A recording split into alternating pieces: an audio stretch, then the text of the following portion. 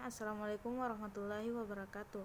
Perkenalkan, nama saya Febrianti dengan NIM 19310404059 dari kelas Penjas Keserek A angkatan 2019, Fakultas Ilmu Keolahragaan Universitas Negeri Makassar.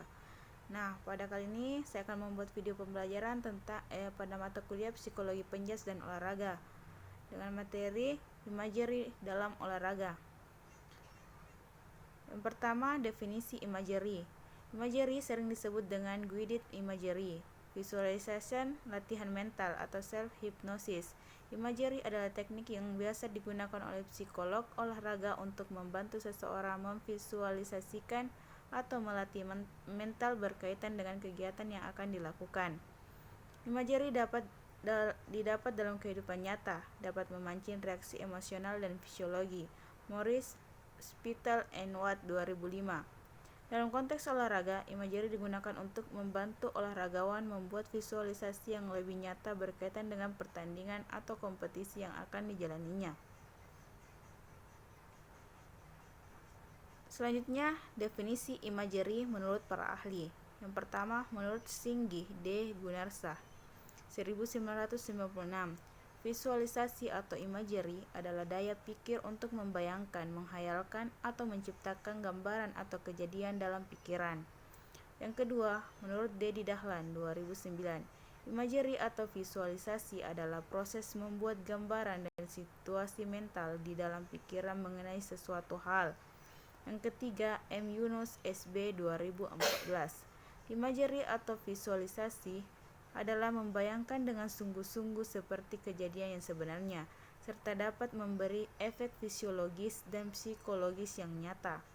Yang keempat, Yusuf Hidayat 2008 menyatakan imagery merupakan bayangan dalam pikiran individu yang dapat mencakup apa saja yang dapat dilihat, didengar, diraba, dibaui, dan dicitrasakan.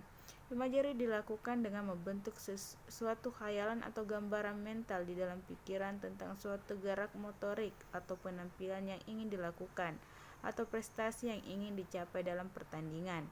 Yang kelima, Biasworo Adi Suyanto 2019 menyatakan imagery merupakan teknik membayangkan sesuatu dalam pikiran yang dilakukan secara sadar dengan tujuan untuk mencapai target, mengatasi masalah, meningkatkan kewaspadaan diri, mengembangkan kreativitas, dan sebagai simulasi.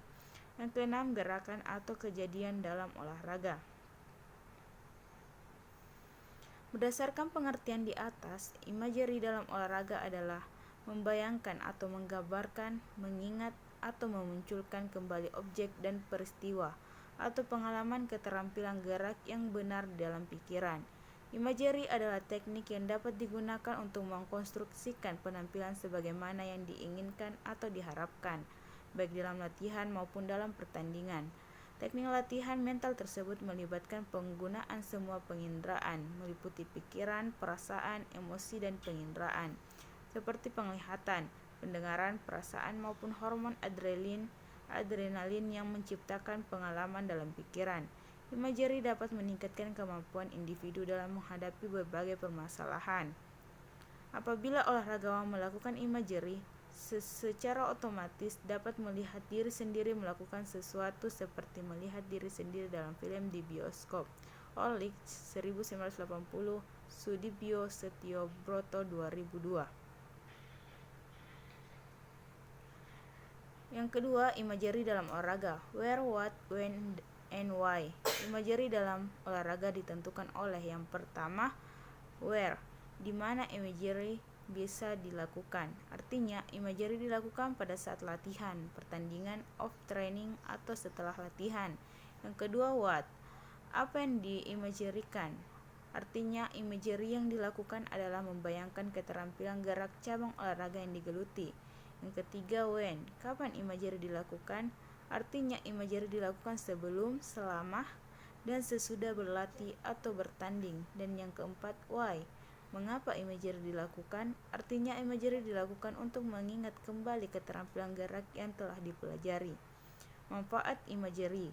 Yang pertama, meningkatkan konsentrasi. Yang kedua, meningkatkan rasa percaya diri.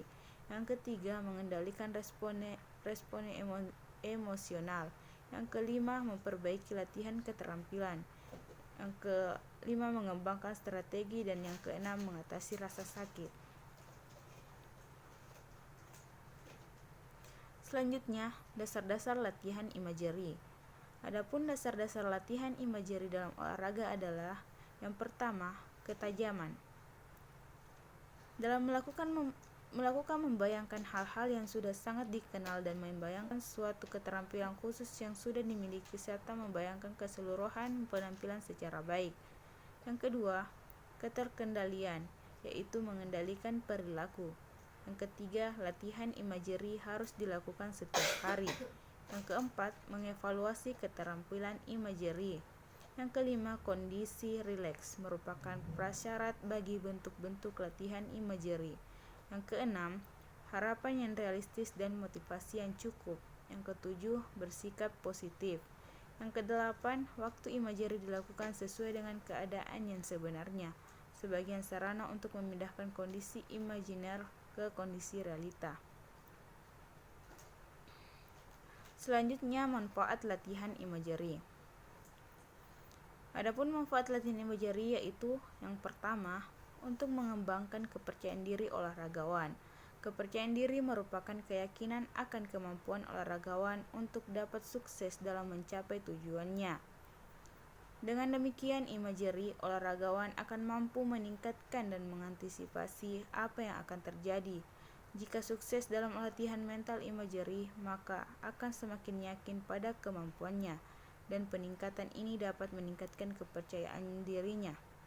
Yang kedua, untuk mengembangkan strategi pre-kompetisi dan kompetisi, olahragawan diajari untuk memahami situasi baru sebelum turun di gelanggang yang sebenarnya, sehingga apa yang akan terjadi dapat diantisipasi oleh olahragawan, dan dengan antisipasi ini mudah melakukan antisipasi terhadap berbagai kemungkinan hal yang terjadi. Belajar untuk mempertahankan perasaan tenang di bawah tekanan sehingga emosi dapat dikendalikan secara konstruktif. Yang ketiga, membantu olahragawan memfokuskan perhatian atau konsentrasinya pada suatu bentuk keterampilan tertentu yang sedang dilatihnya. Hal ini bisa dilakukan pada masa latihan atau training session.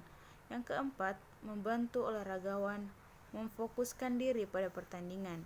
Bila ingin fokus pada pertandingan, mental imagery dapat dilakukan di saat dibutuhkan. Sewaktu-waktu bisa mengingat kembali atau membayangkan kembali keterampilan yang bisa dilakukan di saat mengalami kesulitan di lapangan. Selanjutnya, faktor-faktor yang mempengaruhi efektivitas imagery. Yang pertama, faktor internal. Faktor internal adalah faktor yang bersumber dari individu yang melakukan imagery. Kemampuan imagery adalah kemampuan untuk membayangkan performa gerak. Imagery akan lebih efektif jika individu memiliki kemampuan imagery yang lebih tinggi. Artinya, apabila olahragawan dapat meningkatkan ketajaman dan kemampuan mengendalikan image-nya, maka performanya akan meningkat pula. Tetapi, tingkat keterampilan olahragawan juga mempengaruhi keberhasilan imagery. Sehingga dapat disimpulkan bahwa kemampuan imagery dan tingkat keterampilan olahragawan dapat mempengaruhi performanya. Yang kedua, faktor eksternal. Faktor eksternal berupa kondisi atau lingkungan di luar individu. Lamanya waktu latihan imagery tidak lebih dari 20 menit, yakni masing-masing 10 menit sebelum latihan dan 10 menit setelah latihan teknik. Selain itu, keberhasilan latihan imagery juga mempengaruhi tugas-tugas kognitif dan psikomotorik keterampilan gerak. Selanjutnya, pengembangan program latihan imagery. Secara umum, program latihan imagery dibangun oleh 4 tahapan menurut Wiley dan Walter 1993, Yusuf Hidayat 2008. Yang pertama, tahap pemahaman. Tahap ini sangat penting karena latihan imagery hanya akan berhasil apabila meyakininya. Oleh sebab itu, perlu diberikan pemahaman tentang pentingnya latihan imagery dalam penguasaan keterampilan gerak teknik, pengembangan aspek psikologis, dan peningkatan prestasi. Yang kedua, tahap pengukuran.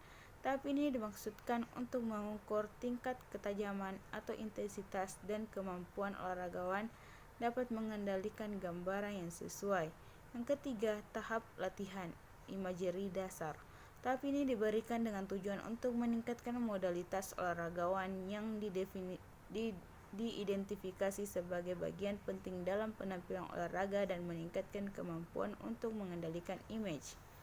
Yang keempat, tahap latihan imagery sebenarnya. Untuk memperoleh tahap yang efektif perlu diperhatikan hal-hal berikut. Yang pertama, rangkaian gerak atau kejadiannya harus dibayangkan sejelas mungkin sehingga memperoleh gambaran yang jelas mengenai gerak atau kejadian. Yang kedua, gerakan harus dibayangkan sepositif mungkin. Yang ketiga, imagery harus dilakukan berulang-ulang, teratur, metodis, dan sistematis. Yang keempat, pola gerakan yang dibayangkan harus perlahan atau slow motion. Yang kelima, dilakukan dalam kondisi rileks supaya dapat berkonsentrasi penuh. Yang keenam, dilakukan di tempat atau ruangan yang tenang. Yang ketujuh, menggunakan multimodalitas sensor, visual, audition, kinestik, penciuman, perabaan, pengecap. Yang kedelapan, sebaiknya dilakukan dengan mata tertutup sehingga dapat menghindari gangguan atau hal yang dapat mengacaukan pikiran. Selanjutnya, pengembangan program latihan imagery. Secara umum, program latihan imagery dibangun oleh 4 tahapan menurut Wiley dan Walter 1993 dan Yusuf Hidayat 2008.